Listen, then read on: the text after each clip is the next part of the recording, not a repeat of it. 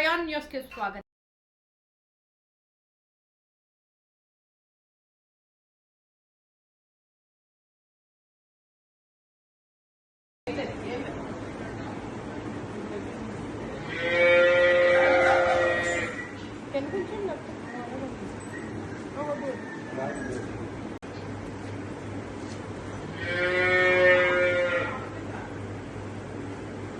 శ్రీరామ్, జై శ్రీరామ్, జై శ్రీరామ్.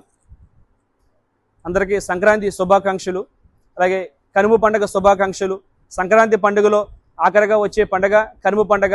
ఈ కనుమ పండుగని మేము రైతులందరూ కూడా చాలా సంతోషకరంగా మేము నిర్వహించుకుంటాము. ఈ కనుమ పండుగ యొక్క విశిష్టత ఏమిటనగా, మేము ఈ కనుమ పండుగ రోజుని ఏదైతే మనకి సంవత్సరం అంతా కూడా మనకి ఈ గోమాతలు మాతో పాటు మా వ్యవసాయానికి సహకరించి, మా రైతులందరూ కూడా సంవత్సరం అంతా మాతో పాటు కష్టపడి మా వ్యవసాయానికి ఎంతో సహకరిస్తాయి. ఎడ్లు కానివ్వండి, మన గోమాతలు కానివ్వండి, మన గోమాత ద్వారా మేము ప్రకృతి వ్యవసాయం చేస్తూ మాకు సంవత్సరం అంతా కూడా గో పంచుకు కానివ్వండి, గో పేడ కానివ్వండి, వీటి ద్వారా మేము వ్యవసాయానికి ఎంతో ఉపయోగకరంగా మేము ఈ గోమాతలను ఉపయోగించుకుంటూ ఉంటాము.